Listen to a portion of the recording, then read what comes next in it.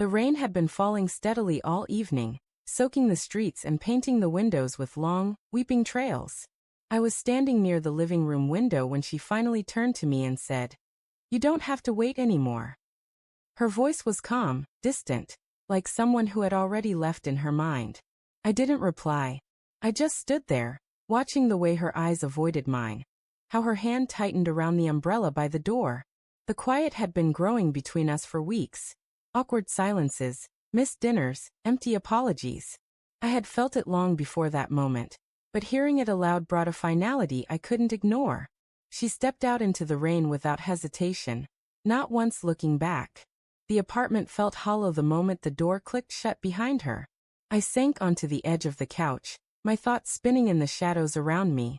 Her phone had been lighting up at odd hours. She'd been gone more than home lately, and her warmth toward me had vanished long ago. I kept brushing the thoughts away, making excuses. But that night, the excuses ran out. I got up, restless, and wandered into the kitchen. I grabbed a beer, cracked it open, and leaned against the counter. That's when I saw her laptop, screen still glowing softly on the dining table. I hesitated, but something in me urged me forward. Her email inbox was open. A name I didn't recognize, Jay, had sent the latest message. I clicked. What I saw made my stomach twist. Messages that dripped with flirtation. Hotel bookings under both their names. Selfies, some blurry, some sharp, taken in rooms I had never seen. She wasn't working late. She wasn't exhausted. She was with him. She had been lying straight to my face. The betrayal wasn't just emotional, it was strategic. Planned. Repeated. I closed the laptop gently, not because I was calm, but because I was too stunned to feel anything yet. I didn't yell. I didn't cry. My hands were shaking, but my mind was unusually clear. The truth had landed hard, but it brought clarity with it. I walked into the bedroom, grabbed a duffel bag, and began packing.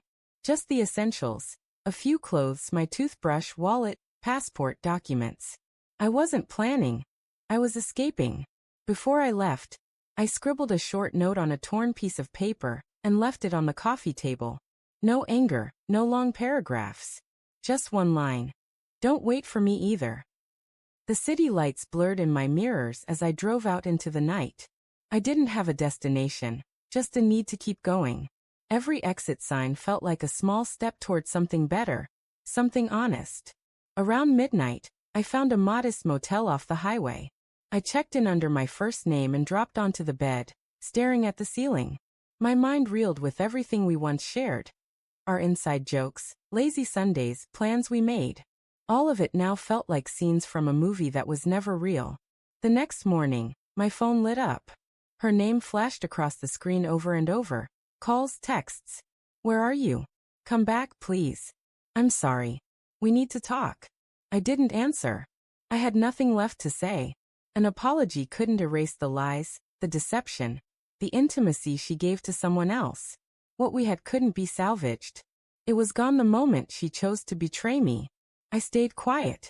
I found a temporary place through a friend and started putting together a new life. Bit by bit. She kept reaching out for a few more days, trying to explain, to fix what she broke. But I ignored every message. I didn't need her explanations. I didn't want to hear excuses shaped like regrets. I had seen the truth, and that was enough. Friends started asking what had happened. I kept it simple. It's over. I didn't tell them everything. I didn't want to ruin her name or start a war of gossip. I didn't need revenge. Her own conscience would serve as her punishment, and if it didn't, then that was her burden to carry, not mine. Eventually, the messages stopped. The silence returned. But this time it wasn't cold, it was comforting. I got back into a rhythm. I began to breathe again. I learned how to smile without forcing it. I started to recognize myself in the mirror, not as the man she left, but as someone who chose to leave for the sake of self-respect. That rainy night marked the end of something I thought would last forever. And strangely, I'm grateful for it.